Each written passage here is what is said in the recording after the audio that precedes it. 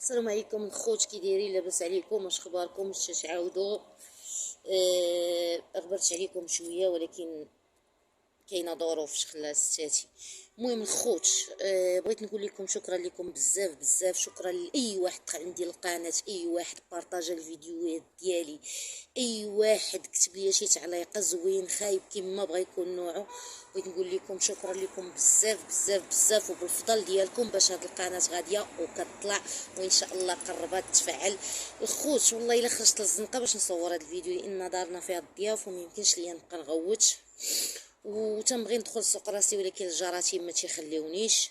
بحال ديك الجورتومه ديال سناء عكرود، هذيك اللي قالت لك مجوجه وبغات راجل اخر وكتخايل راجل اخر، واي مراه خصها تخايل راجل اخر. بغيت نسولك اختي، واش نتيا مجوجه براجلك ولا غير مصاحبه معاه؟ لان مجوجه على سنه الله ورسوله ما يمكنش تقولي هاد الهضره. سؤال تاني، شحال وانتي كتعاني مسكينه في الصمت وكديري هادشي هذا وكتطبقي هاد المخيلات ديالك وانتي مجوجه؟ شحال وانتي كتخوني راجلك غير بينك وبين الخيال ديالك وتتقولي واش الا تخايلتي شي واحد من غير راجلك واش حرام ولا حلال؟ لا راه حلال. كيفاش اختي حلال؟ راه خيانه. والدليل ان تيقول لك النيه بلغ من العمل، يعني غير لا نويتي فانك راك درتي ديك الحاجه، غير لا نويتي تصدقي مقبوله لك حسنه، نويتي انك ديري الشر في شي واحد وما درتيش مكتوبه لك سيئه. كيفاش انت دابا كتقولي هاد الهضره هادي؟ زعما انت مؤثره والناس متبعينك وشحال عندك في الانستغرام وشحال عندك في الفيسبوك زعما شنو بغيتي توصلي نتيا دابا؟ نتي كتهضري واش نتي مغربيه؟ نتي بعدا ما تشرفيش المراه المغربيه وما تشرفيش الممثلات المغربيين. قسما بالله اختي ما تشرفيني انا كمغربيه، كان بعدا مزلوطه خدامه غير في قهوه القرايه على قد الحال، ومستوى ماشي بحال المستوى زعما ديالك انتي هاي وشي حاجه كنا زعما كيتصحاب لنا شي حاجه شي دابا شي. انا بعدا من داك الفيلم ديال اللي درتي مع المصريين داك احكي يا شهرزاد وانا مهبطاك من عيني وزد دابا كرهتك. ولو كانوا قسما بالله نشوف قدامي تنشبع فيك تصرفيق وحق صيدي ربي، لان ما عرفت شنو بغيتي فين بغيتي توصلي وشنو بغيتي توصلي للمجتمع المغربي وشنو بغيتي توصلي لهذوك الناس اللي تيقولوا انتي قدوه ديالهم.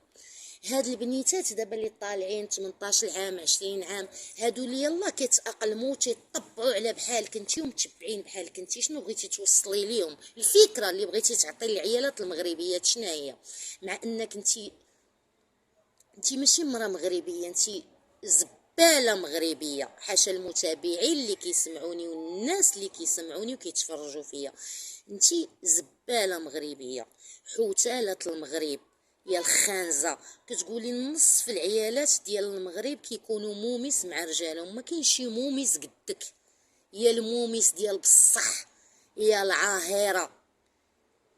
ما عرفتش ما عرفتش نعت باش غادا نعتك ما بعدا انا لا اله الا الله محمد رسول الله وحق الله طلعتوا ليا في الراس ديالي بحال كنتي بزاف منك عادات وحق سيدي ربي. انا قارنتك مع وحده كتشمكر الله يعفو عليها، وحده كتشمكر. جا واحد السيد بغى يتزوج بها شمكاره كتقرقر ضاربه يديها حالتها حاله. جا واحد السيد بغى ينقضها بغى يتزوج بها، قلت لها تزوجي بي؟ قالت لي لا اختي عبله انا ما نتزوجش بواحد ونهضر مع واحد اخر او لا غير نتخايل بوات بنتي في عقلي. مجرد انني نتزوج ونتخايل بوات بنتي في عقلي خيانه. فانتي هادشي عندك انتي ماشي خيانه، انتي عندك الدنيا هانيه كل شيء حلال. ما فهمتش انا، ما فهمتش شنو بغيتي توصلي لنا؟ ماشي لي انا انا بزاف على جد اصلا امك الكلب. شنو بغيتي توصلي لهذا الجيل الناشئ، هاد البنات اللي طالعين دابا؟ شنو بغيتي تبيني لهم؟ ان الخيانه تفكير، تفكري في شي واحد اخر ماشي خيانه ماشي حرام؟ شنو زعما شنو بغيتي توصلي لينا؟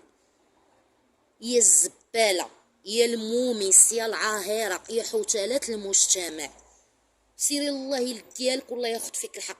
انا ما عرفتش انا جهه مخلصاك، ما عرفتش انا ما عرفتش انا شكون انا منظمه شاداك انت عطيك الفلوس باش تقولي هاد الهضره هادي، وشحال شديتي باش تقولي هاد الهضره هادي؟